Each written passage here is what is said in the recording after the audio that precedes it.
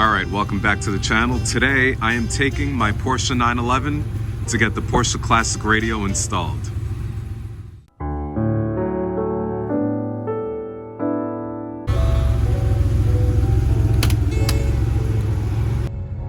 Alright, so this gap that you see here is going to be filled in with the Porsche Classic Radio by the time I get this car back. I'm really excited about this little project because it's the one flaw, or the one thing that's missing. I'm not going to say a flaw because it doesn't really need a radio, ever. Any of these air-cooled cars really don't need a radio. But because it's not a Porsche original part, Alpine head unit, and this didn't really fit the bill. It looked out of place. It wasn't really doing the job. So I figured, let me go and try to find the original part. And that turned into a project, and I couldn't find the original part, but one of my friends, my good friend Justin, stepped in, and he was able to sell me his Porsche Classic Radio that had never been used and never been installed. And I'm really thankful for that generous offer because it definitely is working out for me. So now I'm on my way to get this installed. I'm gonna get rid of these 12-volt cigarette lighter things. The wiring is going to be cleaned up. These speakers are about to be replaced, and everything is going to look factory. And that's what I told them. The mission for this radio is for this unit to look as factory as possible, because I definitely don't want some aftermarket afterthought in my 911. I want it to look as original as possible. So here we go. The Porsche Classic Radio is a point of contention for the purist who insists on the Blaupunkt radio indicated on the authorized certificate of authenticity. In fact, my car calls for the Blaupunkt radio cassette player. At some point in its lifetime, that system ceased to function and the Alpine unit was installed. Unable to find the working period-correct Blaupunkt unit, I opted for the Classic Radio made by none other than Porsche. It's an original part certified by the factory that brings subtle elements of the modern era into the overwhelmingly Spartan package. The only thing that doesn't make sense is the touchscreen element. To me, the only true sound system that counts in this car comes from here.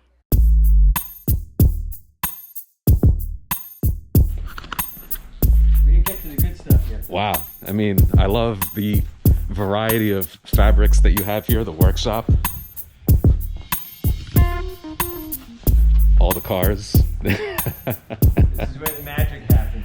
Yeah. This is beautiful.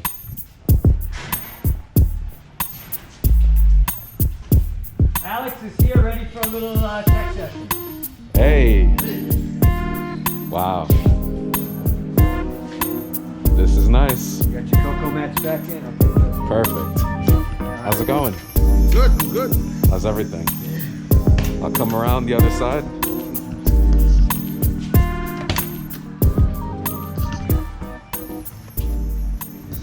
All right, let's start by Beautiful. pairing up your phone. All right. Let's see. Oh, fix the cracks. Looks nice. PCRN. That's Porsche Classic Radio Network, maybe? I was trying to figure it out earlier. Yeah. I'm like, shoot, I should get one of these for mine. Connected. All right, so now. Oh, yeah. Alexis's iPhone. Yeah.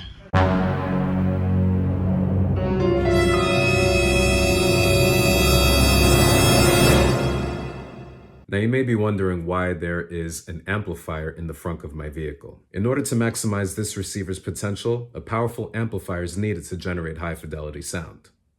And this system, the way it sits right now, can generate better sound than a modern day Porsche with a Burmeister sound system. So everything is set. Beautiful. Crossovers are set.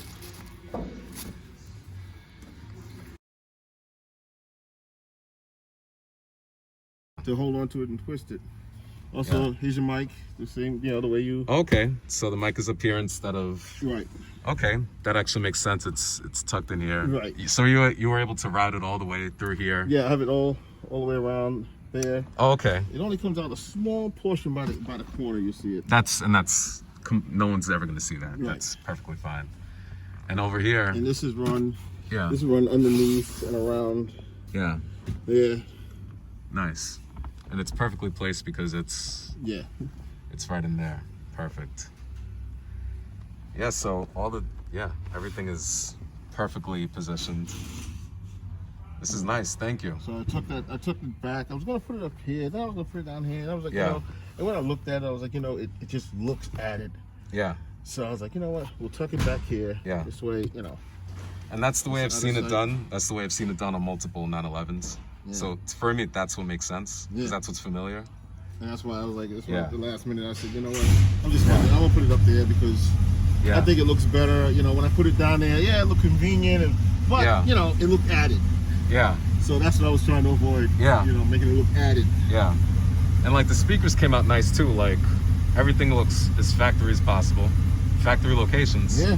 Was there any like difficulty with trying to? Well, the last person they glued the grills on. Oh, okay. So I had to meticulously sit there. Yeah. And take it, separate it little by little. Right. So we don't rip the leather. Right. And they had this glued in too. Oh wow. So because there was a small rip here. Yeah. So what I did was, because these grill covers are smaller. Yeah. So what I did was, I put it in. I kind of glued it together, and there's a little spot. If you see, right there's a small spot. Yeah. I kind of colored it in a little so it doesn't stick out. Right. And and it just heated this up so the extra ring, so it just looks flush. Yeah. Because this grill is actually smaller than the original. Oh, okay. Yeah. And it looks nice. It looks super clean. And we took the MB quartz off and we cleaned it up and touched it up so it looks nice and clean. Beautiful, beautiful. Yeah. And then, of course, getting this in. It wasn't that bad. Okay. It wasn't that bad. It was it wasn't that bad at all. It looks because now the dashboard looks super clean. Yes. It looks exactly, So I chose these knobs because you had a choice of those, or the knobs with the chrome. Yeah, and this plays into the whole theme of of being blacked out. Right. Yeah. See, on my Porsche, I have these knobs. Yeah. All my controls have that knob because it's got the chrome accents and everything. Yeah. So I figured these would be the better ones. Yeah, and you made the right choice. Thank you. Yeah. Thank you. So enjoy it, man. Have fun. Thank you. I appreciate everybody. Yeah, man. Everybody that loves Porsche is gonna envy you. Yeah. I appreciate you, man. All right, man. You're welcome. Thank you. You're welcome, and like I said, all right, man. If you have any other problems, any questions, anything, just don't hesitate to call. My name is Antoine. So Antoine. Yeah. So anybody could reach you on. Yeah. Just all right. Perfect. Call me here. We got you. I'm out in Queens. Yeah. All right, man. I appreciate it. Thank you. Man. Now that it's daylight and I can look at the Porsche Classic Radio, it's amazing. It fits seamlessly into the dashboard and it looks like it originally came from the factory. I had personally requested that they use speaker grills that would not be offensive to the design language of the interior of this vehicle. And the guys at Automet did a phenomenal job in maintaining the integrity and the original look of the Porsche 911 Classic. I love how now I can charge my iPhone if I'm losing any power. I don't have to carry a portable component anymore because I get power sent directly to my iPhone through my charging cord. And I could store my phone in this slot. I would never, ever, ever in a million years depend on this screen or touch the screen while I'm driving an analog car. If I'm fidgeting around with the screen, and that's just a death sentence waiting to happen. That's my only complaint about the car. The one thing that will happen is I'll have a predetermined playlist, or I'll just turn the thing off completely and just focus on the driving. I just needed to fill a gap in the dashboard, and right now I filled it with the arguably the most expensive gap filler that I can find. Yes, so now I have a Porsche Classic Radio. I'm glad I brought you along this journey from no TV to now having a little miniature TV that is completely useless in my dashboard. The maps, let me accept the response to touch. The maps are completely useless because if I'm driving and I have to look down, especially on Bear Mountain, if I look down once, I'm done. So that's not gonna happen.